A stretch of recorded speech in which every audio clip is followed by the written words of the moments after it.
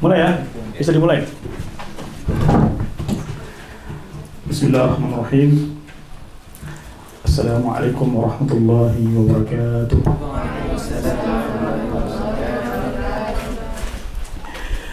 Innal hamdalillah nahmaduhu wa nasta'inuhu wa nastaghfiruh wa na'udzu billahi min shururi anfusina wa min sayyiati a'malina. May yahdihillahu fala mudilla lahu wa man yudlil falan tajida lahu waliyyan mursyida. Asyhadu an la ilaha illallah wahdahu la syarika lah wa asyhadu anna Muhammadan abduhu wa rasuluh la nabiyya ba'dah. Allahumma shalli wa sallim wa barik ala sayyidina Muhammadin wa ala alihi wa ashabihi ajma'in. Amma ba'd. Atau bisa juga kalau mau ambil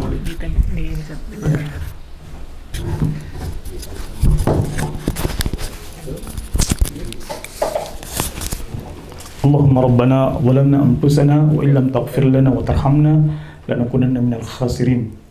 Allahumma inna nas'aluka 'ilman nafi'an wa rizqan thayyiban wa amalan mutaqabbala. Allahumma islih lana sururana wa yassir umurana wahlul 'uqdatam min alsinatina yafqahu aqwalana. Allahumma amin. Teman-teman panitia yang saya hormati, seluruh peserta daurah Baitul Maqdis yang juga saya hormati, yang saya banggakan. Pertama-tama tentu kita bersyukur kehadirat Allah Subhanahu wa taala karena kita sedang berada, saya berdiri dulu ya biar saya bisa lihat ke belakang. Kita sedang berada di hari-hari yang paling dicintai oleh Allah Subhanahu wa taala dibanding hari-hari yang lain. Jadi hari-hari ini hari-hari, kalau dalam hadis itu dikatakan ma min ayyamil amal salih ahabbu ila Allah min hadhil ayyam. Jadi hari-hari ini ketika kita berbuat baik, beramal saleh, itu lebih dicintai oleh Allah Subhanahu wa taala dibanding hari-hari yang lainnya.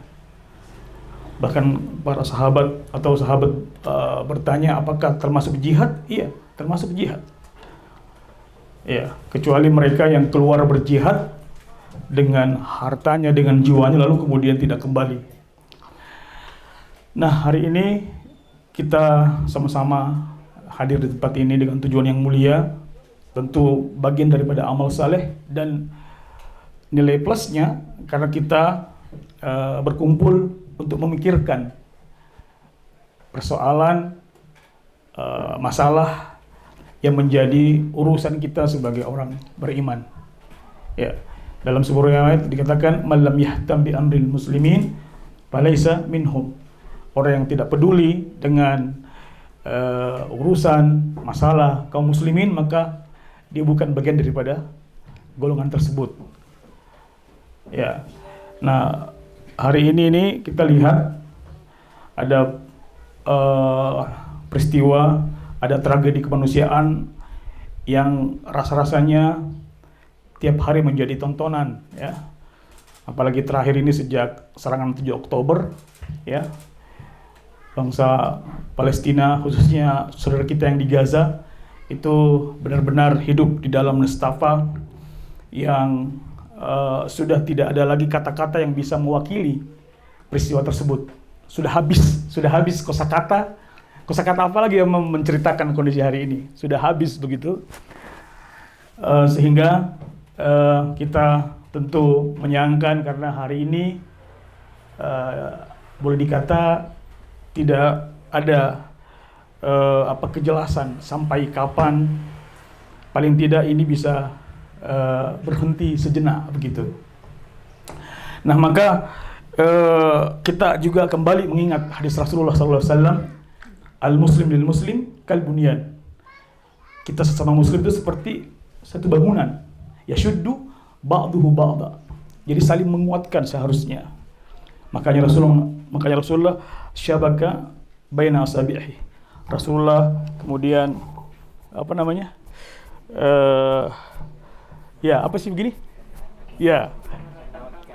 merapatkan jari-jarinya begitu. Bahwa begitulah seharusnya kita sesama kaum muslim, kaum beriman, saling peduli, ya. Jadi ini yang mesti kita kuatkan. Dan kemudian kita juga sudah hafal ayatnya, wa ta'awanu 'alal birri wat taqwa. Nah, di tengah-tengah ini semua kita hadir di sini untuk membincang Palestina, dan untuk yang paling penting adalah untuk terus mengobarkan semangat kita, perhatian kita, kesadaran kita tentang Palestina. Jadi saat ini yang mesti kita rawat itu 3 hal. Mestinya 3 hal. Ini sebelum masuk materi ya. Yang pertama, mesti kita merawat aqidatuna al-muhafadzah ala aqidatina biqadiyah Palestiniyah. Mesti kita menjaga dan merawat keyakinan kita, keimanan kita, akidah kita terkait Palestina atau Baitul Maqdis. Itu mesti dirawat, dikuatkan, disiram, ditumbuhkan sampai kapanpun. Nanti kita singgung sebentar hadis-hadisnya yang terkait dengan ini. Ya, jadi minimal kalau kita tidak bisa berbuat apa-apa, ya, karena kan kalau kita melihat kemungkaran, ya kan, man ra'a minkum mungkaran, barang siapa yang melihat kemungkaran, maka falyughayyiru biyadihi. Kalau tidak bisa, fabi lisanihi. Kalau nggak bisa lagi, fabi qalbihi. Nah, anggaplah kita ini berusaha untuk berbuat sekurang-kurangnya dengan lisan kita. Kita tetap mendakwakan, menceritakan, membahas masalah ini. Bagian dari upaya untuk menguatkan keyakinan kita itu. Dan hari ini tentu kita akan melihat ya ayat-ayat Al-Quran, melihat hadis-hadis Rasulullah SAW, bagaimana sebetulnya masalah Palestina ini, masalah Baitul Maqdis ini menjadi perhatian besar ya dari Allah Subhanahu wa taala, begitu pula dengan Rasulnya. Itu nanti yang kita mau lihat dan harus kita yakini dengan seyakin-yakinnya. Ya. Jadi hari ini sudah lihat ya. Sudah lihat gambar yang saya kirim? Sudah dilihat? Di grup itu ada, andai kata bisa di sini ya, ditampilkan, tapi nggak apa-apa. Ada foto-foto. Foto-foto itu saya ambil dari kamera saya sendiri. Ketika saya ditakdirkan untuk mengunjungi Baitul Maqdis, mengunjungi Yerusalem atau Masjid Al-Aqsa. Itu foto itu ada foto nggak yang di situ ada tentara Israel? Ada ya? Ada. Jadi bayangkan hari ini, per hari ini, kompleks Masjidil Aqsa ini itu betul-betul sudah di dalam genggaman, ya, di dalam kekuasaan, kendali penuh oleh penjajah, ya, Israel. Jadi kesucian Masjid Al-Aqsa ini atau kompleks Al-Aqsa itu, karena masjid bicara tentang Masjid Al-Aqsa kan sebetulnya bicara tentang kompleks ya, yang luas itu, bukan cuma bangunan masjid tapi seluruhnya. Nah, tentara-tentara Israel itu berada di dalam dengan kekuasaan penuh. Bahkan dia atur itu sip-sipan tuh. Bahkan apel keamanan gitu, briefing keamanan itu di dalam situ. Ya. Jadi di gerbang ada, di tengah juga ada, dan dia juga patroli. Bayangkan coba. Kayak betapa itulah simbol bahwa hari ini kita tuh benar-benar sudah tidak berdaya gitu kan. Padahal itu adalah tempat yang sangat strategis, bersejarah, dan tempat yang pernah dibebaskan oleh Umar bin Khattab, oleh Salahuddin Al-Ayyubi, tapi hari ini ya dikotori oleh ya mereka-mereka yang kita sebut dengan Zionis Israel. Ya. Jadi itu ya. Nah, sebelum lanjut, saya mau mendengar dulu dari teman-teman ya. Sambil kenalan 1, 2, 3 orang barangkali. Saya mau jawaban kenapa saudara hadir di tempat ini? Apa motivasinya? Kalau di dalam bahasa Arab itu maddafi'. Maddafi'. Apa yang mendorong? Ya, mungkin bisa apa? Siapa yang memulai gitu? Ya, siapa yang bisa mulai? Langsung ditunjuk aja, Ustaz. Hah? Langsung ditunjuk aja, Ustaz. Ambil laptop saya ambil aja laptop saya dulu ya. Siapa yang bisa ini? Ini kan bukan ujian ini, santai, relax. Ya kan? Kita mau akrab aja. Siapa yang memulai? Tentu datang karena ada tujuan kan? Ya, siapa yang mau duluan? Ayolah. Silakan. Enggak apa-apa, santai. Nanti saya kasih oleh-oleh kalau sudah jawab ya. Ya. Nama dari mana dan apa jawabannya apa atau alasannya apa? Ya. Bismillahirrahmanirrahim. Assalamualaikum warahmatullahi wabarakatuh. Waalaikumsalam. Baik, perkenalkan nama saya Anissa Nurjannah. Saya dari Adi Aqobah Bukit Tinggi, Ustaz. Bukit Tinggi ya? Ya, oke. Kenapa hadir di sini dan apa yang diharapkan begitu? Tujuan hadir di sini tentunya untuk supaya lebih peduli terhadap Palestina, Ustaz. Sebagai bentuk dukungan terhadap Palestina gitu, Ustaz. Gitu ya. Apa yang masih kurang? Apa yang masih ingin diharapkan dari kan persoalan Palestina kan bukan persoalan baru kan? Dan sudah ada banyak penjelasan tentang ini. Apa yang masih kurang? Apa yang masih perlu menurut Ukhti? Yang masih perlu itu kesadaran diri kita, Ustaz, terhadap pentingnya kita itu peduli terhadap Palestina gitu, Ustaz. Karena kan sekarang itu sudah banyak orang yang hampir tidak peduli lagi gitu, Ustaz, terhadap Palestina gitu. Nah, jadi dengan adanya daurah Baitul Maqdis ini sebagai bentuk kepedulian kita, sebagai bentuk kita mengajak orang-orang untuk lebih peduli gitu, Ustaz, terhadap Palestina gitu. Oke, bisa kita kasih aplaus atas jawabannya? Ya. Oke, siapa lagi? Saya bawa lagi mic-nya ke Putra ya. Iya. Mungkin kita bisa dengar dari Ustadz. Ya. Bismillahirrahmanirrahim. Assalamualaikum warahmatullahi wabarakatuh. Waalaikumsalam. Alhamdulillah, Ustaz. Kenapa nggak dibawa itu laptopnya? Nama Ini ada di kasur. Fadli dari Padang, Ustaz. Oh, enggak, di tas aja. Ya, dari Padang ya. Ustadz Fadli dari Padang. Ya. Ya, memang masalah Palestina ini sudah lama kita jadi perhatian kita gitu. Apalagi jadi sudah sekarang dengan kejadian terakhir ini menjadi perhatian dunia. Iya, ya. Cuma merasa kita atau peran anak pribadi itu rasanya kurang gitu. Apa peran yang kita betul-betul bisa menyentuh untuk saudara kita di Palestina. Selama ini kita mungkin ada aksi-aksi galangan dana itu hanya temporary gitu. Iya. Kita mendatangkan Syekh dari Palestina, kita mengadakan penggalangan dana gitu. Iya. Hati kita juga apakah kayak gitu-gitu ya. Saudara kita itu atau enggak gitu. Iya. Nah, harapannya dengan daurah ini mungkin lebih komplit apa yang bisa anak pribadi mengetahui itu dengan para asatid Syekh yang bersentuhan langsung dengan ikhwan kita di Palestina. Iya. Gitu ya, Ustaz. Ya boleh, tepuk tangan juga. Iya. Ustadz Fadil ya. Fadli. Ya, terima kasih ya. Nanti juga saya kasih hadiah nanti Ustadz ya, insyaallah. Jadi luar biasa ya, yang kita dengar.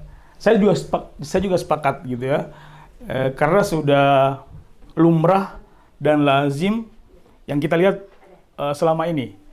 Dukungan itu dalam bentuk penggalangan dana, ya kan, donasi atau membawa orang Palestina datang ke tempat-tempat kita, ceramah, cerita tentang penderitaan, lalu kemudian kita berdonasi. Dan tadi benar, belum tentu donasinya sampai. Ya benar ini saya kira satu pertanyaan atau tanda kutip harapan dan mungkin saja bisa menjadi kecurigaan ya Itu nyampe enggak? Ya. Nanti kita sebentar jelasin ya, apakah seperti itu. Ya. Nah, hari ini saya mau katakan begini, dari semua motivasi kita yang mesti kita lakukan, dan ini relevan dengan materi hari ini adalah bagaimana kita yang pertama memiliki ilmu, ya, memiliki wawasan, ya, sebagai seorang mukmin muslim, ya, bagaimana kemudian syariat kita atau agama kita menyinggung masalah ini, ya, seberapa besar perhatian Rasulullah Sallallahu Alaihi Wasallam, ya, dan tentu sebelumnya seberapa besar Al-Quran menyinggung, ya, membahas masalah ini. Ya, jadi biasanya kita akan lebih termotivasi itu kalau kita punya langkah-langkah yang baik dan teratur serta terstruktur gitu. Jadi sudah, pokoknya kita yang peduli dengan Palestina, mari mulai dari step yang paling awal. Apa step yang paling awal? Itu adalah kita harus ngerti, ya, yang tadi, ilmu tentang Baitul Maqdis ini, ilmu tentang seperti apa Rasulullah SAW atau agama kita ini membahas ini. Ya. Sebelum kita berbicara mengenai persoalan politiknya, persoalan geopolitiknya, persoalan sosialnya. Karena masalah Palestina ini sudah semakin berkembang, dimensinya sudah semakin luas gitu. Nah, mari kita sejenak murajaah atau mengulang kembali, melihat kembali nas-nas nusus syar'iyah, nas-nas syar'i yang menyinggung masalah ini. Antum bisa buka ini nggak? WA antum bisa? Iya. Atau bisa buka file yang saya kirim, bisa? Iya. Jadi di file itu ada dua. Kan kita kan daurah kan harusnya intensif kita belajar. Daurah ini penting untuk kita menguatkan pondasi keilmuan kita, ya, keilmuan kita dalam perspektif syariah atau agama kita. Ya, makanya ada dua file. File pertama itu adalah ayat-ayat Al-Quran yang berbicara tentang Baitul Maqdis atau Al-Aqsa atau Al-Masjid Al-Aqsa, ya. Dan file yang kedua itu adalah satu kitab kecil, buku kecil yang berjudul Al-Arba'un Al-Maqdisiyah, 40 hadis-hadis pilihan terkait Baitul Maqdis, atau 40 hadis yang khusus dirangkum tentang segala sesuatu yang berkaitan dengan Baitul Maqdis atau Palestina atau Masjidil Aqsa. Ya.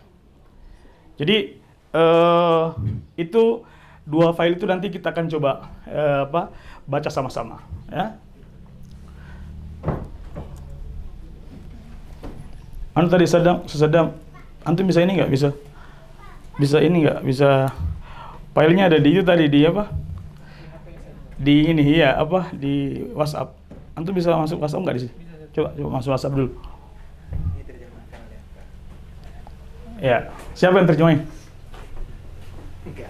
Saya mau tanya, mau kita mulai dari Al-Quran dulu atau dari hadis dulu? Dari Al-Quran dulu ya. Oke. Siapa yang bisa baca ayat yang pertama? Siapa yang bisa baca? Dimulai dari surah Al-Isra. Tafadhal Ustaz. Bismillahirrahmanirrahim. A'udzubillahi minasyaitonir rajim.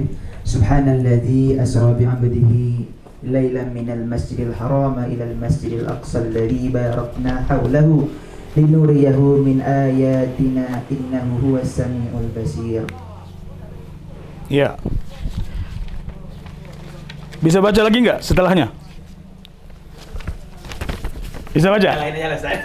Iya, nggak apa-apa. Siapa yang bisa bantu saya baca setelahnya? Ada? Pasti di sini ada yang jago baca kitab kuning nih. Ayo, siapa? Jadi ini ada ayat dalam surah apa? Al-Isra. Jadi ini ayat yang jelas sangat clear ya, menceritakan peristiwa Isra Mi'raj sekaligus ya menceritakan tentang apa? Apa tadi ayatnya? Al-Aqsa. Jadi sebelum kita lanjut gini ya, supaya kita clear dulu ya. Jadi kalau nyebut istilah, kan istilahnya kan Masjidil Aqsa, ya kan? Terus kemudian apa lagi? Baitul Maqdis. Terus ada lagi istilah Al-Quds. Ya, atau Al-Baitul Muqaddas. Al-Ardul Mubarakah. Ya, ini istilah-istilah ini sudah dikuasai nih perbedaan-perbedaannya, sudah. Kalau Al-Quds itu apa? Atau mulai dulu deh. Palestina itu apa? Atau Syam. Dimulai dulu dari Syam. Syam itu apa? Kawasan wilayah. Kan Ahlus Syam kan? Ya, oke. Syam itu meliputi Palestina, Yordania, Lebanon, Syria. Ya, ini kira-kira 4 ini. Ya, di dalam kajian-kajian ilmiah itu inilah 4 wilayah yang disebut dengan Biladus Syam. Ya. Makanya Rasulullah SAW pernah mendoakan, Allahumma barik fi Syamina, fi Yamanina. Jadi ini memang wilayah yang pernah Rasulullah doakan begitu. Dan nanti kita diskusikan, kok dia berkat tapi kok sehari-hari kita lihat seperti itu, ya kan? Nanti kita diskusi itu. Menarik gitu kan? Ya. Jadi yang pertama di sini kita mau melihat satu teks tentang ayat ini. Dan ulama kita mengatakan begini, andai kata tidak ada lagi ayat yang menceritakan tentang Masjidil Aqsa atau Baitul Maqdis, seandainya tidak ada lagi ayat-ayat lain selain ini, maka la kafa. Cukup. Ya, cukup. Makanya saya berharap jangan sampai ada aktivis Palestina tidak kuasai ini ayat. Mari kita baca sama-sama ya. Sama-sama ya.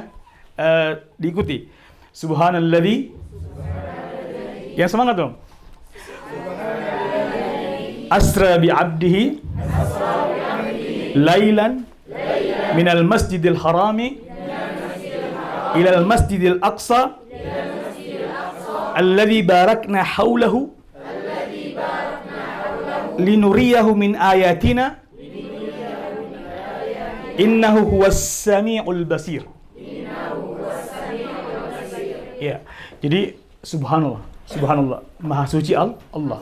Alladzi yang asra, yang memperjalankan.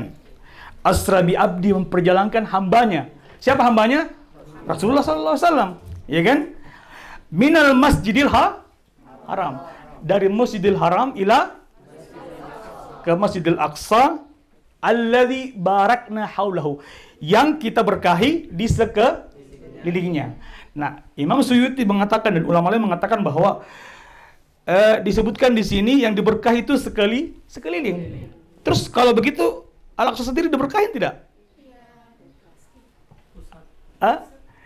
Kata Imam Suyuti, kalau di sekelilingnya saja diberkahi, apalagi di dalamnya, di tengah-tengahnya, berarti itu berkahnya adha'afa mudha'afa, itu lebih berlipat-lipat lagi berkahnya. Itu ya. Jadi itu yang mesti kita ketahui. Dan ayat ini ya sebenarnya satu ayat yang menceritakan sekaligus kan tentu kalau ada ayat itu kita baca tafsirnya, baca asbabun nuzulnya. Kira-kira apa peristiwa yang mendahului peristiwa ini? Apa kira-kira? Apa peristiwa yang mendahului sebelum Rasulullah diperjalankan ini? Apa peristiwa apa yang terjadi? Yaumul Huzn. Jadi Rasulullah mengalami kesedihan yang sangat mendalam ketika ditinggal oleh istri dan pamannya. Iya.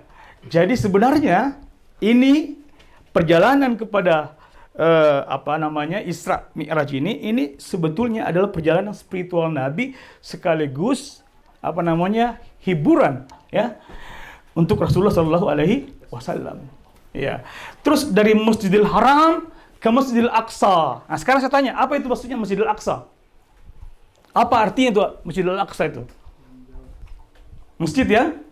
Ya. Jadi masjid yang paling jauh. Ya. Jadi dari Masjidil Haram ilal Masjidil Aqsa. Ya.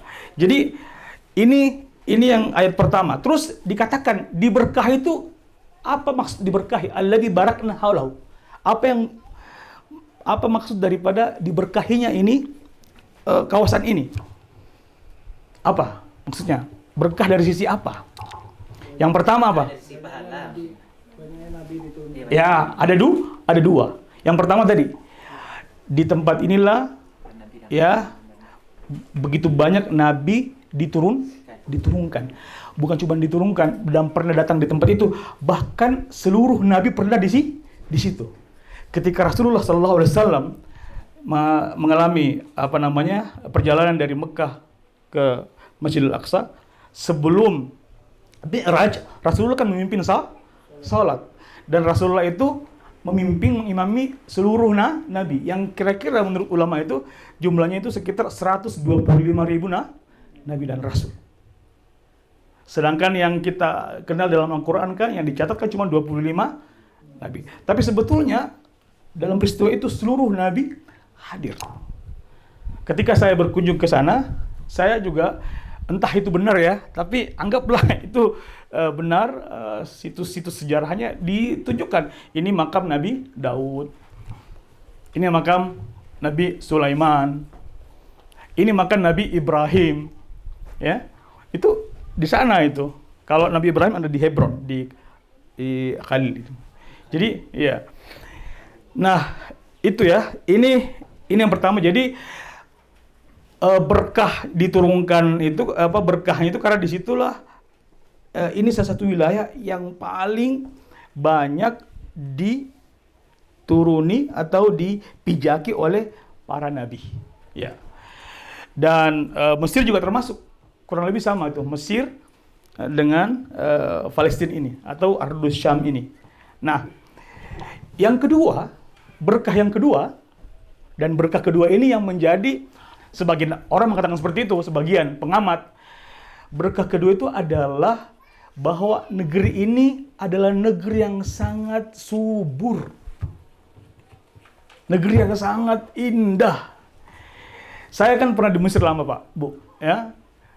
Kalau di Mesir itu tanaman tumbuhan itu hijau, tapi hijaunya itu kekuning-kuningan. Tapi kalau di Syam, di Palestina itu hijaunya itu hijau kayak kita, subur betul. Belum lagi sungainya itu, Masya Allah, sungai-sungai di sana. Jadi teksturnya, tekstur wilayah kawasannya itu beda, ya beda benar tuh, subur di sana. Jadi kita tahu watini wazaitun, ya Masya Allah di sana itu buah zaitun itu betul-betul di mana-mana itu tumbuh, ya. Saya juga pernah melewati, ketika saya mau ke Hebron, saya melewati sungai. Sungai itu kayak kurang lebih kita di sini sungai-sungainya itu. Yang sungai-sungai ini tidak ada di Mesir, nggak ada, padahal dekat perbatasan gitu ya. Jadi itu dua. Jadi berkahnya itu makanya di sana buah-buahan, ya, makanan. Bahkan ada teman saya orang Palestina, ketika saya dijamu, dibilang ke saya bahwa dari seluruh negara Arab, makanan yang paling higienis, makanan yang paling enak itu makanan orang Palestina. Rotinya, ya. Tapi saya mau katakan begini, bahwa saya bicara ini spesifik di wilayah yang saya sebut dengan Al-Quds atau Yerusalem. Ya, wilayah yang saat ini diduduki oleh Israel. Kalau wilayah yang kedua kan cuma 2 wilayah sekarang ini, Al-Quds dengan Gaza. Kalau Gaza ini kan berbatasan dengan Mesir. Kalau Al-Quds adalah wilayah yang berbatasan dengan Jordania.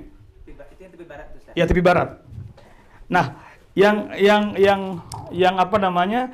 Yang di sana ini sebetulnya sama, subur juga, cuman dia tidak normal karena menjadi bulan-bulanan serangan Israel. Jadi kalau ada invasi militer, ada apa serangan udara, rudal, apa itu bom dan lain sebagainya, itu kan yang disasarkan kemana? Ke Gaza. Kalau di wilayah Al-Quds ini itu paling gesekannya itu apa? Antara polisi-polisi Israel aja. Paling main tembak apa? Main apa namanya? Apa itu gas air mata. Terus penangkapan itu gampang dilakukan. Dan di wilayah Al-Quds ini bukan cuma apa etnis Palestina, tetapi juga di situ ada orang Nasrani, ya kan? Ada orang Yahudi gitu kan. Jadi kayak berbaur seperti itu. Bahkan di Al-Quds ini orang Nasrani bisa nikah sama orang Muslim bisa nikah sama orang Yahudi. Sudah berbaur seperti itu. Ya. Ini sebenarnya agak panjang kalau kita mau bahas, tapi saya nggak mau ke situ terlalu jauh ya, karena kita mau bicara mengenai ini. Jadi sekali lagi, andai kata ulama kita tidak ada lagi ayat yang turun tentang Baitul Maqdis, tentang Masjidil Aqsa selain ayat ini, maka sudah cukup. Ya. Kita akan ambil saja 2-3 ayat saja, karena kita lebih akan menarik nanti kita mau baca hadis-hadisnya. Yang kedua,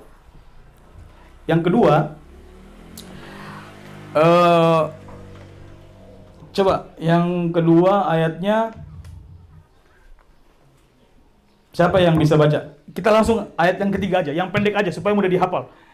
Yang nomor 3, ayat ketiga, siapa yang bisa baca?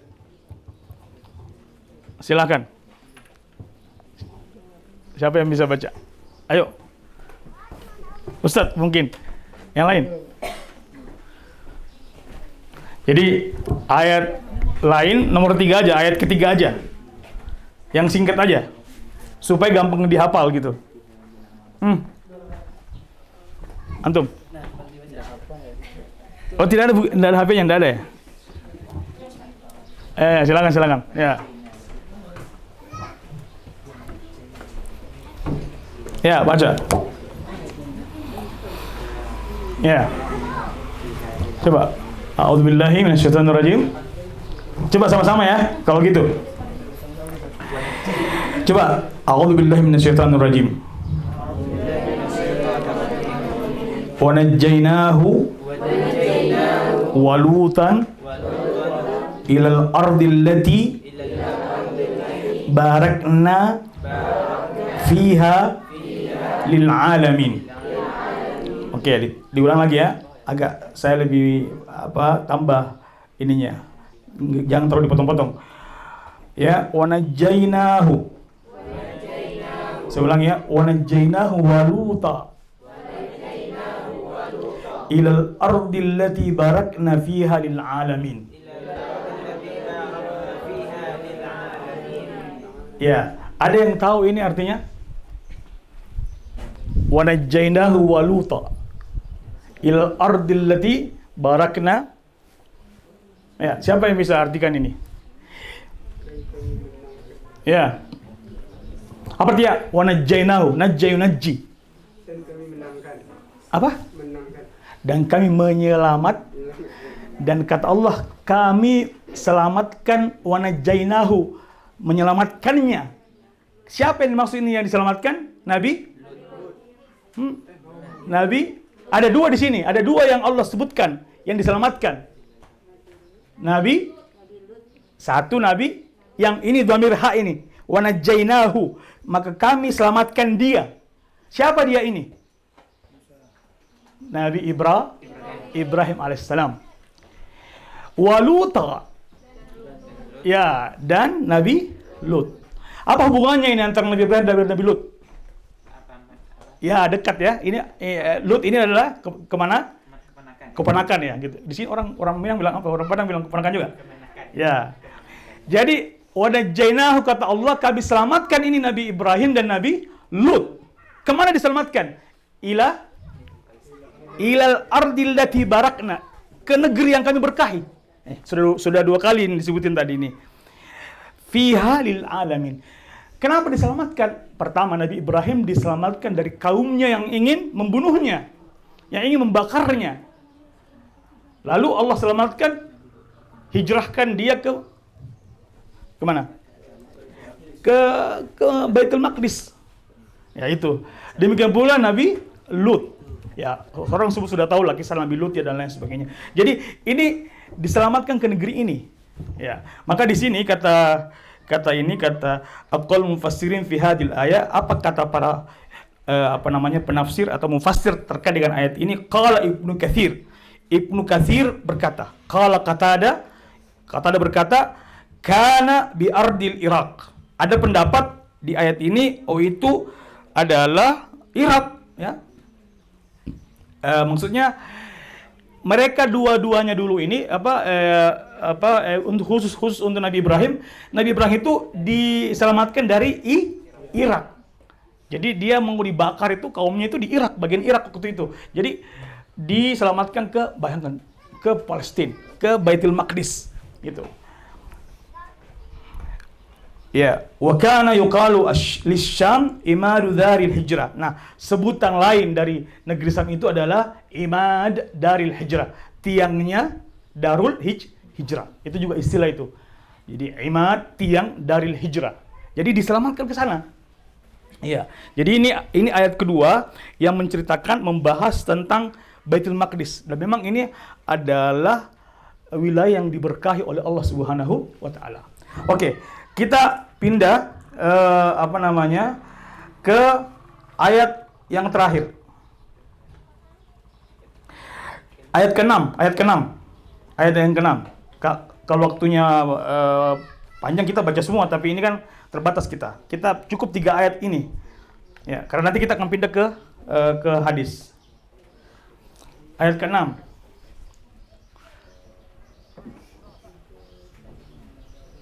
Mati ya? Ya. Ini dalam surah Al-Baqarah. Dalam surah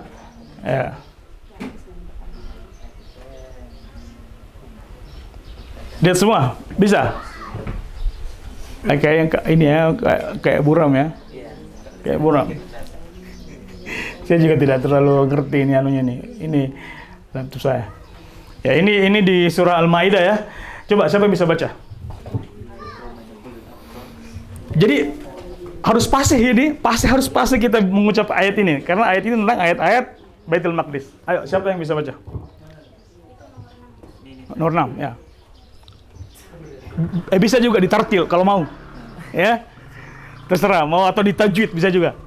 A'udzu billahi minasyaitonir rajim.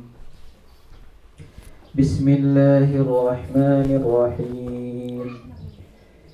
Ya qaumi dukhulul ardal muqaddasati allati kataballahu lakum wa la tartaddu ala adbarikum fatanqalibu khasirin. Coba ulangi lagi.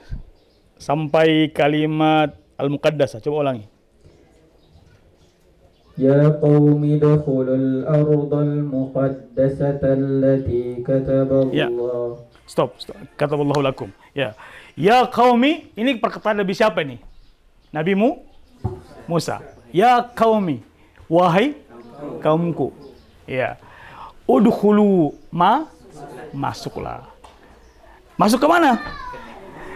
Udkhulul arda al-muqaddasah. Inilah istilah yang lain lagi.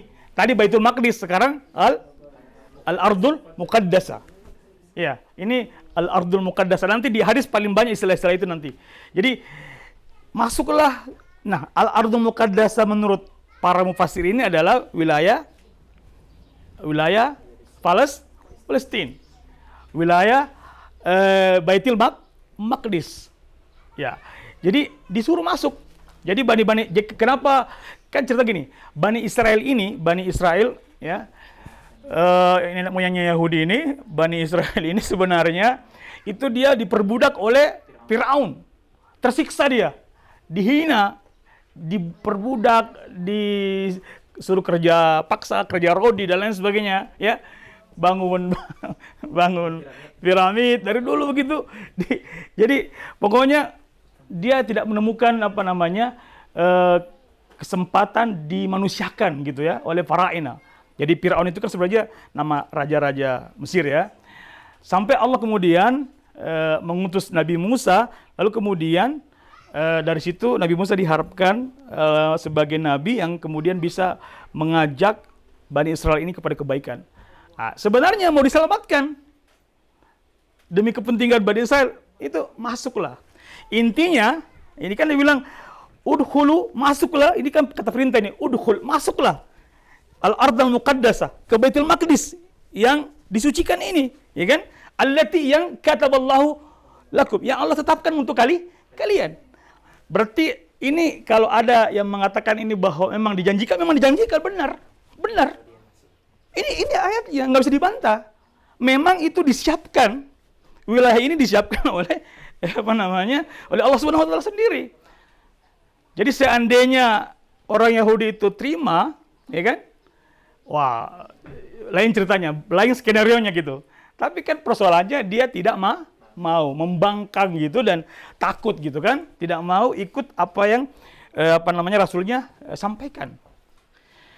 Ya, jadi sebenarnya saya juga mau singgung di awal juga, tapi ini udah terlanjur. Kalau ada pertanyaan begini, sebenarnya Palestina itu, wilayah Palestina ini, ya, sebetulnya itu yang paling pertama mengikuti itu, yang paling pertama mendiami itu siapa? Apakah bangsa Israel kah, atau bangsa Yahudi kah, atau bangsa Arab? Ada yang bisa jawab? Artinya ini, kan kita juga ada menteri sejarah ya, artinya kira-kira siapa yang paling pertama? Nah, intinya kesimpulannya seluruh penjelasan buku-buku sejarah intinya itu yang paling pertama adalah orang-orang Kan'an, orang-orang Arab. Jadi tidak ada yang bisa bantah itu. Jadi bahkan terakhir tahun 2010 Al-Azhar, kampus kami dulu, Al-Azhar itu sudah punya dokumennya itu menetapkan bahwa memang dirangkum semua penelitian, jurnal ilmiah, segala macam, bahwa yang paling pertama adalah orang Arab dari suku Kan'an. Dari yang namanya itu suku Yebus gitu. Jadi itu Yebus itu dari orang-orang Kan'an. Orang Kan'an ini orang-orang Arab gitu, ya. Dan kemudian belakangan juga seorang arkeolog Israel sendiri sudah pernah menyatakan, namanya Israel siapa gitu, nama arkeolog ini yang merupakan bapak arkeolog dan diakui oleh Israel sendiri, itu mengatakan bahwa sebenarnya tidak ada artefak atau bukti-bukti sejarah yang bisa membuktikan bahwa wilayah ini pertama kali didatangi oleh orang Yahudi atau bangsa itu Israel, keturunannya tidak. Ini betul-betul orang Arab. Tapi nantilah itu kita bahas lebih lanjut, karena ini kita mau mengkaji dari sisi Al-Qur'annya. Nah, ini tiga, paling tidak tiga ini, pegang ini tiga ini, cukuplah dasar kita ini. Sebenarnya ada puluhan ayat sebetulnya, tapi redaksinya kurang lebih sama, ya. Ada lagi redaksi lain yang menyebutkan kata-kata al-qaryah. Nah, al-qaryah. Ada juga ayat-ayat yang itu tidak menyebutkan nama wilayahnya, tapi dia mensiratkan. Contoh, wattini wazzaitun. Nah, atin itu adalah sebuah daerah, di situ gunung, di situ banyak pohon tin dan seterusnya. Jadi ada beberapa ayat dan di sini semua ada di sini. Nanti teman-teman bisa merujuk kembali, baca kembali tafsir-tafsirnya. Tapi saya sudah dirangkum di sini. Ya, saya sudah pilihkan ini 20 ya, 20 sebenarnya ini artikel yang susun orang Arab, tapi saya pilihkan dari berbagai sumber-sumber. Inilah yang saya rekomendasikan untuk merangkum ayat-ayat tentang Al-Aqsa, Masjidil Aqsa dan Palestina. Nah, kita mau masuk ke dalam hadis-hadis. Nah, ini yang menarik ini. Bisa ditampilkan nggak, Ustaz? Hadis-hadis yang file kedua tadi.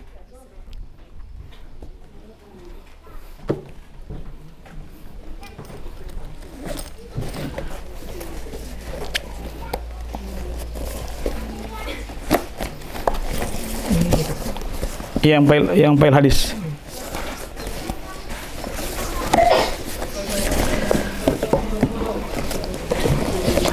Siapa tadi yang jawab?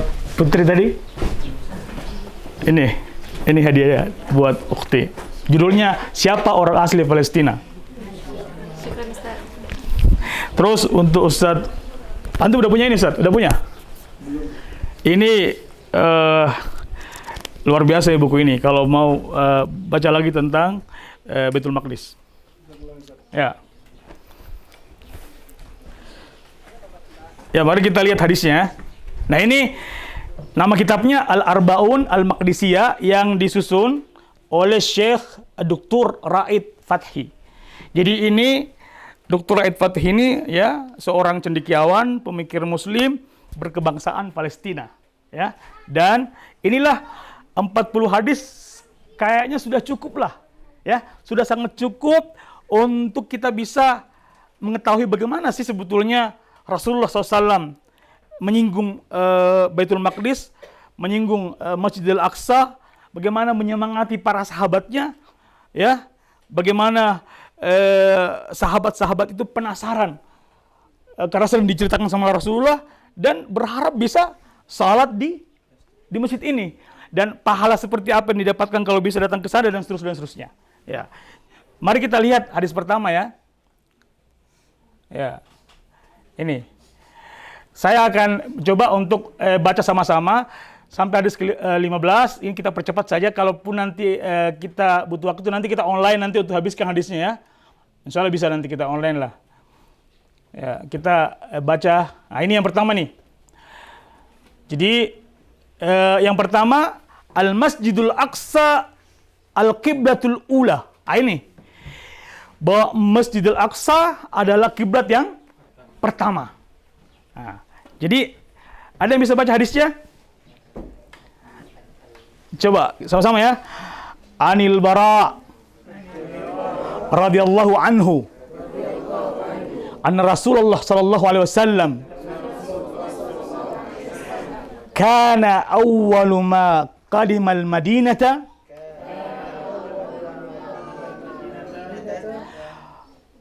ya shalla qibala Baitil Maqdis sittata asyara wa sab'ata asyara syahran sab'ata asyara syahran muttafaqun alaih. Jadi muttafaqun alaih artinya apa? Hadis ini diriwayatkan oleh Bukhari Muslim. Bayangkan coba. Jadi dari Bara, sahabat Nabi Rasulullah SAW, dia ceritakan ini bahwa dulu kana awwalu ma qadimal madinata, pertama kali Rasulullah SAW hijrah ke Madinah, saat itu Rasulullah salatnya itu ya masih menghadap Baitul Maqdis.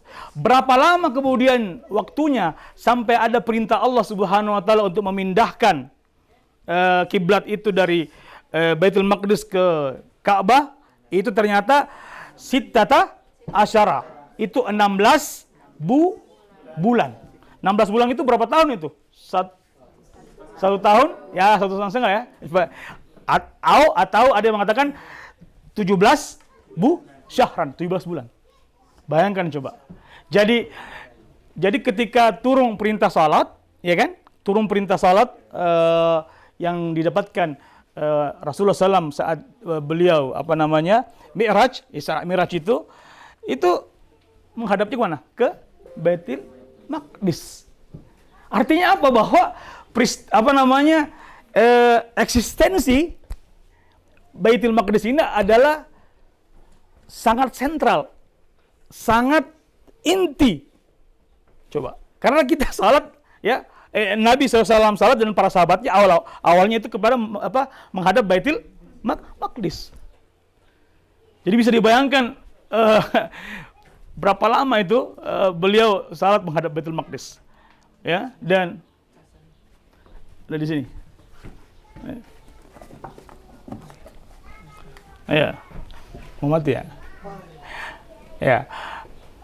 Oke. Jadi kalau ditanya berapa lama Rasulullah SAW menghadap Baitul Maqdis ketika sholat itu berapa? 16 atau 17 bulan. Bayangkan coba. Lalu kemudian turunlah perintah untuk mengganti arah kiblat. Yang kedua, ini sama dengan ayat-ayat tadi. Ini juga menjelaskan tentang kedudukan Masjidil Aqsa. Al-Masjidul Aqsa ahadu al-masjidaini. Ya. Jadi ini ada riwayat dari An Abi Dzar radhiyallahu anhu, qultu ya Rasulullah, ayyu masjid wudi'a fil ardi awal. Jadi ini satu dari dua masjid. Jadi judulnya ini Masjidil Aqsa, satu dari dua masjid yang dibangun pertama kali. Itu maksudnya. Jadi dari Abi Dzar radhiyallahu anhu, qultu ya Rasulullah, wahai Rasulullah, ayyu masjidin wudi'a fil ardi awal, masjid apakah yang paling pertama didirikan di muka bumi? Kata Rasulullah, qala al-masjidul haram. Qala, kemudian saya bertanya lagi, qultu summa ayyu, kemudian masjid apa setelah itu? Qala al-masjidul aqsa. Setelah itu baru Masjidil Aqsa. Lalu kemudian Abu Dzar bertanya lagi, qultu kam bainahuma, berapa jarak atau lamanya dibangunnya Masjidil Haram, lalu kemudian Masjidil Aqsa berapa lama setelah itu? Jawabannya adalah arba'una sana, 40 tahun. Jadi dibangun hari ini Masjidil Aqsa, 40 tahun kemudian baru dibangun Masjidil Haram, 40 tahun kemudian baru dibangun Masjidil Aqsa. Nah, itu ya. Ini hadis yang kedua. Kemudian ini yang mungkin jarang orang dengar atau ceritakan. Ini ada hadis dari An Abdullah ibni Umar radhiyallahu anhu, annahu qala yaqulu nasun idza qa'adta lil haja takunu laka fala taq'ud mustaqbilal qiblah wala baital maqdis. Kalau kita ingin duduk untuk menunaikan hajat kita, ya, maka fala taq'ud, janganlah duduk menghadap kiblat, menghadap Ka'bah, dan juga menghadap Baitul Maqdis. Coba bagaimana itu dimuliakannya itu, sunnahnya begitu, ya. Kalau dulu kan orang-orang Arab dulu kan, kalau ke toilet kan belum ada dindingnya, jadi sangat dianjurkan untuk tidak menghadap kiblat dan tidak menghadap Baitul Maqdis. Nah ini, jadi perkara untuk buang hajat pun juga itu sangat di warning untuk kita beradab begitu. Jangan menghadap kiblat dan jangan menghadap Baitul Maqdis. Nah, jam berapa sekarang? Ya. Hah? Ya itu dia, makanya ini kan ente kasih judul ini besar sekali judulnya ini, Quran, Sunnah dan Sejarah. Ini kan tidak bisa selesai dalam waktu singkat ya, makanya dipercepat ini. Kemudian hadis berikutnya itu kurang lebih sama. Nah, kita mau pindah ke yang ketiga. Ini yang paling masyhur ini hadisnya nih. Yang hadis kelima, ya. Ini, coba siapa bisa baca ini hadis kelima? Coba baca.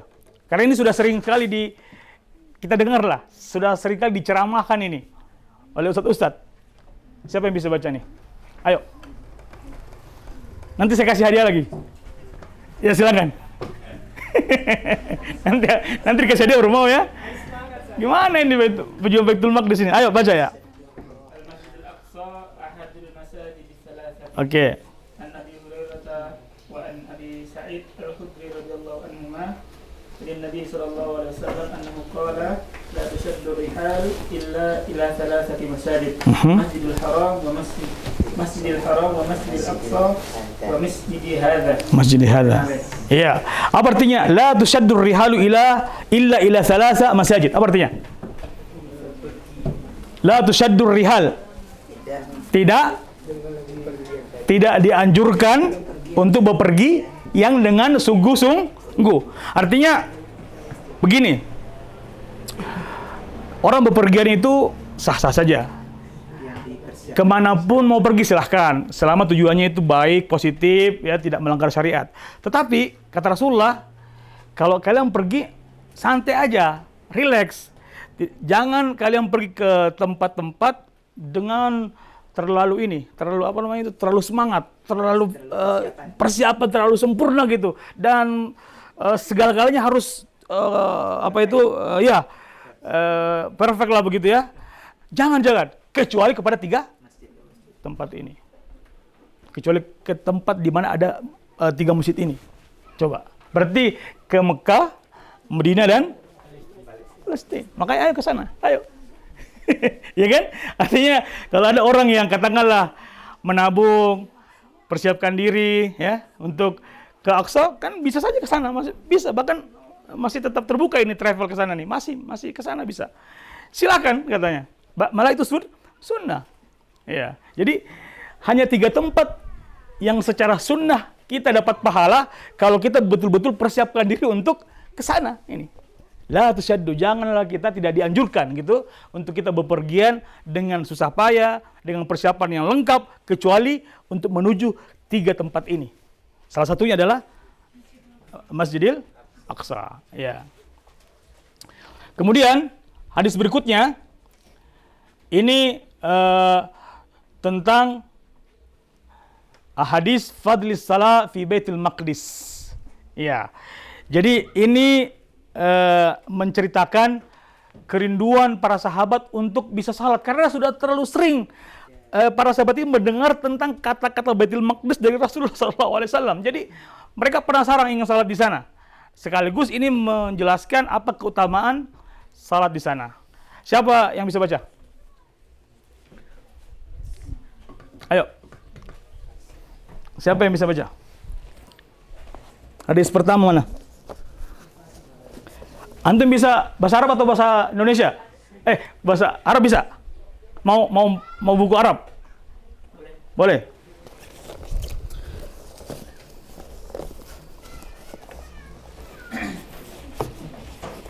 Ini nih.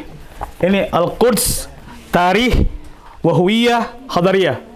Al-Quds sejarah dan identitas peradaban. Boleh foto ya? Yang kasih orang ya? Ini buku tidak ada di Indonesia ini. Insyaallah. Ya. Oke.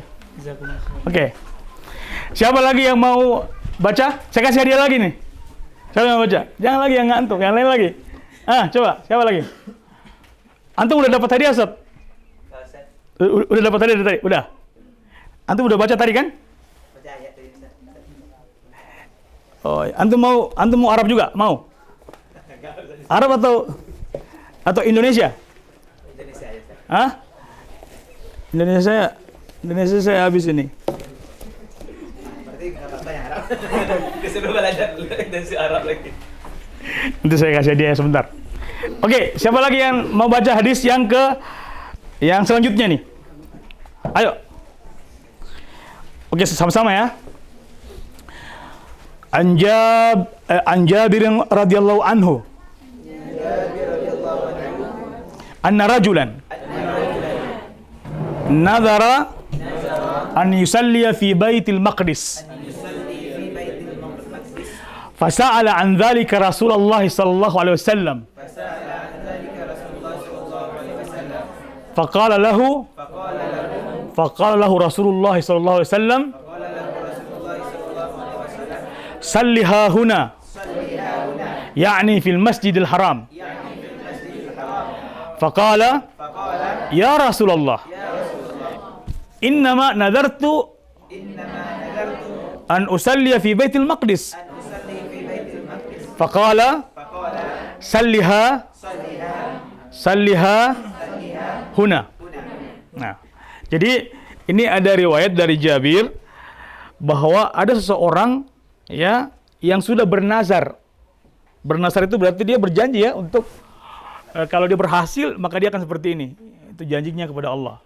Dia bernazar, apa nazarnya? Dia bernazar untuk salat di Baitul Maqdis. Ya, di Masjidil Aqsa. Kemudian dia tanya langsung kepada Rasulullah SAW. Dia minta izin. Fasa'ala an dzalika Rasulullah. Lalu kemudian Rasulullah menjawab, faqala lahu Rasulullah SAW, salliha huna. Salatlah di sini. Enggak usah jauh-jauh, di sini aja gitu. Di Masjidil Haram misalnya. Salat di sini aja. Qala ya Rasulullah, wahai Rasulullah, inna ma nadartu, tapi saya kan sudah bernazar. Gimana dong? Saya ini sudah bernazar. Ya. Kemudian inna ma nadartu an usalli fi Baitul Maqdis. Saya ini sudah bernazar untuk salat di sana ya Rasulullah. Salat di Baitul Maqdis. Faqala sallihuna. Salatlah di sini. Tuh, itu gimana? Ini gimana menjelaskan di sini? Orang ini sudah sangat berharap untuk pergi ke sana untuk niatnya salat karena dia punya nazar, tapi Rasulullah minta dia salat di sini. Hah? Setara? Iya, kan apa namanya? Dia mau ke sana kan? Karena sering mendengarkan cerita tentang Masjidil Aqsa, Baitul Maqdis dari Rasulullah, makanya dia mau ke sana. Bahkan dia bernazar mau ke sana. Tapi Rasulullah tanda kutip itu larang dia ke sana. Malah Rasul bilang nggak perlu, salat di sini aja, gitu kan? Kira-kira kenapa itu? Ada yang tahu jawabannya? Ya, jadi menurut para ulama kita, disinilah menunjukkan bahwa sebenarnya sejak zaman Rasulullah SAW, wilayah Baitul Maqdis itu, ya di saat Rasulullah ada di Mekah, bahkan di Madinah, Baitul Maqdis ini sebenarnya memang sudah terjadi di sana perang, sudah terjadi penguasaan terhadap satu kerajaan. Ya, waktu itu Bizantium di sana. Jadi ini sebenarnya kalau kita melihat sejarah kuno, sejak mulai dari era Kan'an tadi sampai era Fathil Islami, sampai era Islam itu, ini kan wilayah yang hampir semua bangsa, kerajaan, kekuasaan imperium itu hampir semua pernah menduduki wilayah ini. Jadi memang ini wilayah yang penuh dengan sejarah konflik, sejarah perang. Ya, jadi waktu itu Rasulullah SAW sebenarnya tidak mengizinkan karena di sana masih bergejolak. Jadi jangan heran sebetulnya ini kalau ada ulama yang mengatakan jangan ke sana. Makanya Yusuf Qaradawi, pernah dengar kan beliau kan almarhum ini yang Yusuf Qaradawi adalah seorang ulama Mesir yang diusir dari Mesir karena pikiran-pikirannya. Lalu kemudian diterima oleh Qatar, di sana dia melanjutkan karirnya sebagai dai ulama dan menulis buku, lalu kemudian meninggal di sana. Nah, termasuk Yusuf Qaradawi itu yang tidak membolehkan kita sholat di Masjidil Aqsa atau berkunjung ke Masjidil Aqsa. Kalau alasan beliau itu pertama memang belum merdeka, yang kemudian kalau kita ke sana itu seolah-olah kita itu yang namanya at-tatbi, seolah-olah kita itu mengakui ikut dengan normalisasi terhadap Israel gitu. Kenapa? Karena kalau kita ke sana saat ini, ya per hari ini atau di sejak zaman beliau, ya waktu itu sampai sekarang kalau kita ke sana mesti kita harus mendapat izin dari Israel. Tidak bisa kita ke sana ini semau maunya kita nggak bisa. Bayangkan coba. Jadi kalau mau ke sana harus dapat visa. Sama kalau kita ke negara lain harus ada visa. Bayangkan yang keluarkan visa itu Israel, dan Israel yang punya kekuatan atau semacam otoritas untuk mengizinkan atau tidak mengizinkan. Ya, pernah dulu Ustadz Khalid Basalama, dia kan punya travel tuh. Jadi semua travelnya, semua anggota travelnya, semua jamaahnya masuk. Dia tidak masuk. Jadi ini, saya juga waktu itu saya sudah mengurus lembaga ini, Nusantara Palestina Center. Dan waktu itu saya harus ke sana karena di sana ada kerjasama dengan salah satu perguruan tinggi Palestina di sana. Kita ada MOU, jadi saya harus masuk ke dalam. Saya pun ke sana bukan sebagai aktivis Palestina, tapi sebagai wisatawan biasa. Waktu itu Ibu Eli, pemandu kami bilang bahwa Ustadz nanti kalau di sana, dan saya waktu daftar itu saya tidak pernah menjelaskan bahwa sebetulnya saya aktivis Palestina. Saya kayak orang biasa aja untuk masuk ke sana, jadi nggak ketahuan. Nah, kita di briefing sama beliau kalau mau masuk ke wilayah ini, wilayah Yerusalem, wilayah Al-Quds ini. Kalau bahasa Arabnya kan Al-Quds, bahasa Latinnya Yerusalem. Itu pokoknya jangan Bapak Ibu itu terlihat bisa bahasa Inggris atau bahasa Arab. Pokoknya kayak orang ini aja, kayak orang biasa yang nggak ngerti apa-apa gitu. Jadi karena kalau ketahuan bukan cuma dilarang, bisa saja kita ditangkap. Sebetulnya istri saya itu sudah khawatir ya kalau saya ke sana dan jangan-jangan tidak kembali lagi gitu kan. Makanya saya bilang sama istri saya mau ke Palestina. Saya yakin dan percaya ini bahwa orang-orang Palestina orang-orang Israel sudah tahu kalau kita ini pegiat Palestina. Jadi kalau ada apa-apa ya sudahlah. Istri saya itu ikut sama saya sampai Jordan begitu. Saya bilang ini ada koper, di dalamnya ada duit. Nanti kalau ada apa-apa udah pulang aja. Kamu nggak usah pikirin saya gitu. Jadi masuk di situ, memang sih kita juga kadang-kadang kayak nervous juga. Kan ada juga rasa takut itu. Ada Israel bawa ini apa segala macam. Nah, tapi begitu masuk imigrasinya seperti biasa. Kayak semacam ruang biasa di imigrasi. Ada ditanya-tanya. Nah suruh. Dia bilang dalam bahasa Inggris dia. What's your name? Saya bilang, hah? Disuruh lagi. Dia bilang isi. Saya kayak, hah? Jadi mungkin dia udah kesal. Maksudnya silakan. Jadi artinya, waduh, begitu saya masuk di dalam, melewati lagi tentara Israel, terus setelah itu lagi ada lagi pemeriksaan. Tapi begitu keluar dari kantor imigrasi udah bisa bernapas lah. Kita langsung disambut oleh orang Arab tapi berkebangsaan Israel. Jadi banyak orang-orang Arab yang sudah merupakan atau ber-KTP Israel.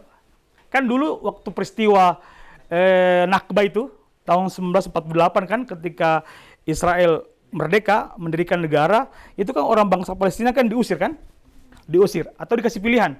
Kalau kamu mau tinggal maka kamu harus menjadi warga. Dan ada yang ini, ada yang mau, ada juga yang sebagian yang ada terpengaruh lah gitu. Tapi dia masih sebagai orang Arab, hanya memang KTP-nya sudah ber-KTP Israel. Inilah kemudian masih diakui Israel. Makanya di parlemen Israel itu ada Partai Arab. Ya, tapi Partai Arab ini bukan orang Arab dalam artian dia orang Arab yang ber-KTP Arab bukan atau Palestina, tapi dia orang Israel.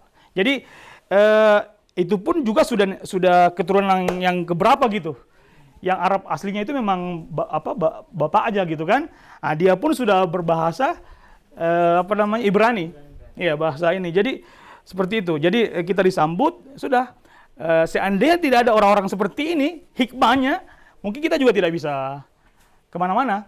Bahkan Bapak Ibu, Tel Aviv ibu kota Israel, saya beruntung sekali karena travel itu waktu itu memberikan kesempatan kami untuk mengunjungi Tel Aviv. Tel Aviv itu kayak kota metropolitan yang sudah sangat maju begitu, dan itu sebetulnya adalah tanah Palestina yang dirampas begitu. Ya, betapa sedihnya kita karena sudah dikuasai, dirampok, dan dia bisa membangun kota yang begitu modern. Ya, jadi indah. Nah, intinya bahwa ada dulu perdebatan ulama mengatakan bisa masuk atau tidak gitu secara syariat. Ada yang bilang tidak boleh selama itu belum merdeka. Tapi pendapat lain berbeda, seperti Mufti Mesir, Syekh Ali Jum'ah. Ali Jum'ah mengatakan nggak apa-apa, masuk aja. gitu. Jadi di situ ada ikhtilaf baina al-fuqaha. Jadi ada perbedaan di antara kalangan ulama apakah boleh mengunjungi Al-Aqsa dalam kondisi Al-Aqsa itu masih dijajah seperti hari ini. Iya. Jadi oh ya, ini mungkin terlalu panjang ini pengantarnya. Jadi sisanya ini banyak sekali hadis-hadis tentang keutamaan Masjidil Aqsa. Nanti kapan-kapan kita bisa ngaji sama-sama untuk bisa membaca dengan lebih pelan, lebih teratur ya, dan lebih rinci ya. Yang jelas ini dua buku ini, dan sebenarnya ada satu lagi, ini sudah diterjemahkan sama teman-teman ini, teman-teman saya juga yang terjemahan ini mungkin pernah lihat juga. Kalau tadi ini buku yang 40 ini sebenarnya ini lebih dahulu ini ya. Judulnya kira-kira sama. Ya, hadis arba'in Maqdisiyah. Ini sudah ada terjemahannya ya. Antum punya nggak ini? Ini buat antum. Tadi antum sudah ngaji kan? Iya. Afwan. Ya. Jadi kalau ini saya enggak tahu apakah sudah ada terjemahannya, tapi yang ditulis oleh Dr. Raji Fathi ini juga sangat bagus. Karena di akhirnya itu, di belakangnya itu, di situ ada semacam kamusnya gitu. Ada penjelasan kosakata hadis yang ketika itu butuh penjelasan maka dia jelaskan di belakang gitu. Ya. Saya kira itu saja dulu pengantarnya mungkin agak panjang ini. Mungkin kita buka sesi tanya jawab ya. Sambil kita diskusi, sambil kita kembangkan apa yang bisa kita kembangkan. Terima kasih. Assalamualaikum warahmatullahi wabarakatuh. Silakan bagi teman-teman para ustazah yang ingin bertanya, diberikan kesempatan. Ya, satu gimana? Ini kita batasi atau bagaimana, Ustaz? Iya, jam berapa asar? Kalau saya sudah salat asar saya. Bentar lagi, Ustaz. Iya. Oke, kita 2 pertanyaan aja, Ustaz. Coba. Tergantung panitia aja. Ya. Bismillah. Silakan, Ustaz. Bismillahirrahmanirrahim. Assalamualaikum warahmatullahi wabarakatuh. Assalamualaikum. Jazakallah Ustaz. Sebenarnya cukup singkat untuk pembahasan masalah ini, Ustaz. Mungkin perlu pengembangan karena kita ada di grup, nanti bisa dijabarkan lebih luas gitu. Ini karena antum pernah masuk ke sana gitu. Iya. Ya, seperti yang disampaikan bahwa di situ memang full dikuasai oleh Israel. Iya. Sehingga kita mengajukan visa juga lewat Israel ya. Iya. Karena itu ini berapa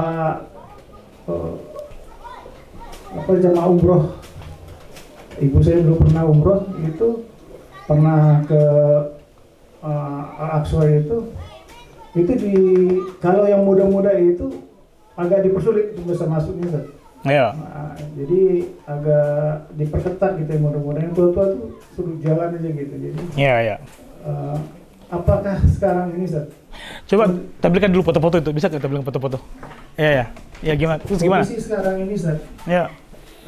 Apakah masih mungkin kan kita bisa mengunjungi Masjidil Aqsa itu dan kondisi peperangan sekarang ini? Iya. Kemudian untuk peran kita di sini, Ustaz, dengan kondisi Aqsa seperti ini, apa yang langkah-langkah yang harus kita Ustaz, kita perbuat gitu? Iya. Karena di media sosial juga kadang kalau anak pribadi itu udah nggak sanggup lihat foto-foto ini. Iya. Jadi mungkin memang harus berbuat kita untuk bisa ada langkah konkret dari kita gitu, Ustaz, sehingga berdampak dengan saudara-saudara kita di sana. Iya. Mungkin itu, Ustaz. Assalamualaikum warahmatullahi wabarakatuh. Langsung aja ya. Nggak usah pakai mic, suara saya besar. Jadi yang pertama, Ustaz, saya jawab dulu yang kedua dulu. Kita itu ingat firman Allah SWT, la yukallifullahu nafsan illa wus'aha. Itu satu, Ustaz. Supaya kita tidak stres begitu ya. Karena kita ini mau berbuat, tapi kita punya kapasitas yang terbatas. Masing-masing kita ini akan berbuat sesuai dengan kemampuan kita. Jadi itulah tadi ketika kita lihat kemungkaran, kalau kita bisa berbuat dengan kekuasaan kita, kita lakukan. Kalau nggak bisa ya dengan lisan kita. Kalau enggak, paling tidak ini paling rendah itu adalah berdoa gitu kan. Jadi kalau kita setiap sholat, setiap waktu kita sholat, kita ingat saudara kita di Palestina, itu sudah kontribusi. Itu kontribusi yang diakui dan mendapat pahala, ya kan? Nah, yang jelas kita ini tentu per hari ini, ya, makanya saya diskusi sama Mas Pisaro kan, beliau ini kan ahli geopolitik, ya, nanti akan bicara lebih dalam lagi tentang seperti apa sih situasi hari ini, kemungkinannya, karena dunia ini sebenarnya Israel itu jangan dilihat Israelnya, tapi dilihat siapa di balik Israel itu. Ya itulah Amerikanya gitu kan. Bahkan di zamannya Trump itu kan dia pernah memindahkan kedutaan Amerika yang tadinya di Tel Aviv itu dipindahkan ke Yerusalem, Al-Quds Syarqiyah. Kayak Yerusalem dibagi dua juga, ada Yerusalem Timur dan Yerusalem Barat. Nah ini jelas-jelas itu Yerusalem Timur itu punyanya Palestina sebenarnya dalam dokumen-dokumen resmi ya internasional, tapi karena dia bangsa Israel ini pernah menang melawan Arab ketika perang 6 hari itu, makanya dia perluas. Awalnya sebelum terjadi perang itu kan itu menurut pembagiannya PBB kan itu kan Israel 52%, kemudian Palestina 48%. Artinya 48% ini itu masih aman ini, Masjidil Aqsa ini masih di dalamnya. Cuma karena orang Arab tidak terima waktu itu pembagian ini, berontak, dia malah mengumumkan perang terhadap Israel, dan perang itu keroyokan, Mesir, Jordan, Lebanon, Syria melawan sendiri Israel. Tapi kok Israel bisa menang padahal dikepung? Maksudnya kan Israel di tengah-tengah tuh. Ada Mesir, ada Jordan, ada Syria, ada Lebanon. Kok dia bisa menang? Ya intinya menang karena di backing kan. Nah karena dia kalah, kita kalah, akhirnya ini Israel makin pongah, makin berkuasa, makin menjajah, termasuklah menjajah Masjidil Aqsa ini, yang dulunya itu tidak diapa-apain. Nah, cuma waktu awal-awal itu masih bisa dijaga oleh Jordania. Jadi dia ala wisayati al-Urduniyah, dibawa kendali Jordania waktu itu.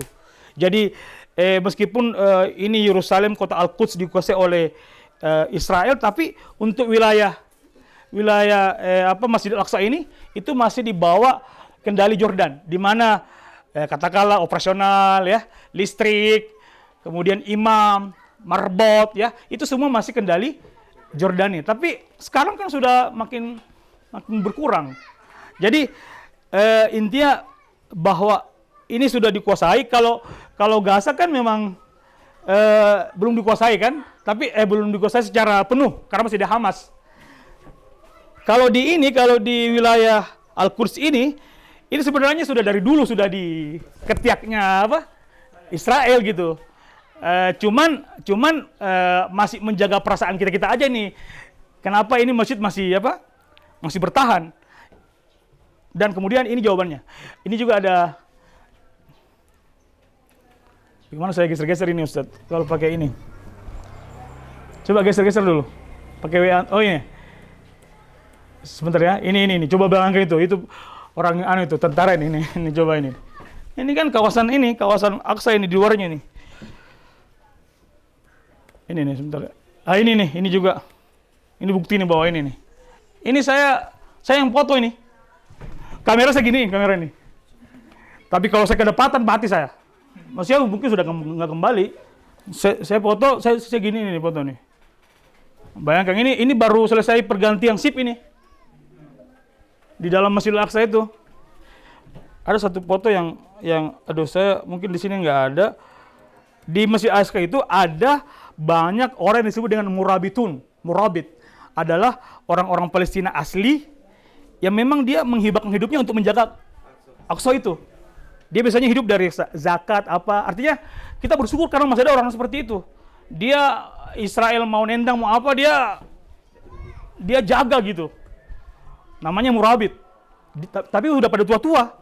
Anak-anak muda udah pada nggak ada yang melanjutin itu kayaknya, karena ya intinya mereka ini karena udah tua-tua, udah sepuh di dalam di masjid, dan cenderung Israel juga nggak ini apa, kalau dia masuk masjid dia nggak dihalang-halangi. Tapi kerjanya itu di sana jaga masjid. Tetap yang penting masjid ini selalu ada yang di dalam gitu, orang-orang kita, orang-orang yang dulu ketika ini dikuasai, disuruh mau diusir, dia bertahan dan dia masih ada gitu sampai sekarang. Iya, itulah orang-orang di sana ya, yang kemudian menjaga masjid kita, tapi orangnya sudah pada ini sepuh, sudah pada ringkih. Jadi kita ini pertanyaannya mau bisa berbuat apa? Kita Ustadz datang di tempat ini itu sudah bagian daripada usaha, upaya gitu. Makanya kalau kita tidak bisa melangkah lebih jauh, karena memang kita terbatas. Jangankan kita, memang apa yang bisa dilakukan oleh Presiden Prabowo dengan dengan Menteri Luar Negeri? Memang ada yang bisa bisa melarang Trump atau melarang Amerika, melarang Israel? Nggak ngaruh gitu. Demo-demo kita memang berpengaruh? Tidak, pasti tidak berpengaruh secara kebijakan Israel. Tidak ada ininya gitu. Tidak takut itu orang-orang itu. Karena memang bangsa Israel itu begini, Ustaz. Falsafahnya orang Yahudi, orang Israel itu menganggap kita ini bukan manusia. Jadi ada aturan di dalam ideologi mereka atau akidah mereka. Sesama Yahudi tidak boleh saling mengkhianati, membunuh, itu nggak boleh hukumnya. Menipu. Tetapi bagi orang lain selain bangsa Yahudi itu malah dianjurkan. Itu ada keyakinan itu di keyakinan orang-orang Yahudi itu ada di perjanjian-perjanjian ya Tauratnya itu yang sudah jadi keyakinan bahwa nahnu sya'bul mukhtar, kamilah hamba yang terpilih, umat yang paling baik, paling ini, itu memang mereka yakini, dan yang lain itu semua itu kita dianggap binatang gitu. Jadi kita dibunuh, itu biasa, Ustaz. Nah, kondisi hari ini yang paling harus kita pertahankan adalah merawat kita punya satu tadi keyakinan akidah, karena tadi dalilnya banyak, ayatnya, hadisnya jelas ya. Maka kita harus perkuat kita punya keyakinan untuk bisa mempertahankan dan meyakinkan bukan cuma kita, dan untuk generasi. Kan kita mungkin nanti besok meninggal nih, tapi anak-anak sekarang, kalau kita tidak ada ini teman-teman aktivis yang peduli atau yang ini, siapa nanti kira-kira orang yang akan melanjutkan perjuangan ini? Maka sumbu perjuangan itu jangan sampai padam, mesti selalu menyala gitu. Nah itu Ustaz ya. Jadi berdonasi sudah, ya alhamdulillah. Lebih dari itu, pokoknya kita yang lebih tahu apa yang bisa kita lakukan. Tapi kesimpulan besarnya kenapa kita tidak berdaya, karena kita tidak bersatu, Ustaz. Kita tidak bersatu. Negara-negara Arab memang bersatu? Tidak. Negara-negara Arab sampai hari ini sudah tidak berpikir total, karena dia punya kepentingan politik, kepentingan ekonomi. Raja-raja ini juga mau dilindungi, misalnya Saudi. Bayangkan transaksi Saudi dengan Trump kan paling tinggi itu secara bilateral tuh. Tidak ada yang mengalahi nominalnya itu. Berapa ratus triliun itu. Ya kan? Tapi bagaimana dengan Palestina? Mereka bisa berbuat apa? Nggak ada gitu. Jadi itu ya. Jadi kelemahannya memang di level pimpinan gitu. Level penguasa-penguasa di atas ini. Karena memang ya Amerika masih sangat dikdaya begitu, sangat punya powerful untuk menggenggam, menguasai dan mengatur permainan ini, gitu ya. Nah, sekali lagi kita ini la yukallifullahu nafsan illa wus'aha. Apapun ceritanya banyak cara lah ya yang bisa kita tempuh. Ya ada lembaga-lembaga kemanusiaan. Lembaga kemanusiaan sekarang ini sudah makin ini juga, karena ada beberapa teman-teman kita, saudara kita sekarang ini mereka sudah mulai sekolah belajar di Indonesia, ya kan? Ya kita bisa bantu hidupnya di sini dan lain sebagainya. Itu kan bagian dari perjuangan juga itu, Ustaz. Cuman yang belum itu adalah kemerdekaannya aja gitu. kemerdekaannya yang belum bisa terwujud. Karena tadi kita punya keterbatasan. Tadi pertanyaan yang kedua apa tadi, Ustaz? Apa tadi yang kedua tadi pertanyaannya? Iya. Apa tadi pertama? Ya gimana peran kita juga? Ya itu. Ya kita berbuat, ya bisa kita buat gitu. Ya. Hari ini kita kan misalnya begini. Kita berpikir kita kan punya militer, kita kan punya, saya juga mau nih jadi relawan Palestina, angkat senjata, tapi memang itu bisa? Kan tidak bisa kita ke sana karena kita terbatas dan tidak mungkin juga gitu. Ya. Cukup, Ustaz. Ya. Ya. Jazakumullah khairan kepada Haji Ihsan Zainuddin LC atas pemaparannya. Tentu apa yang beliau sampaikan ini belum tuntas ya Ustaz. Iya. Masih banyak hal-hal yang mendalam yang tentu bisa kita bahas di lain waktu. Sekali lagi saya ucapkan banyak terima kasih pada Ustadz. Sebentar ya, dengar azan dulu. Dengar dulu.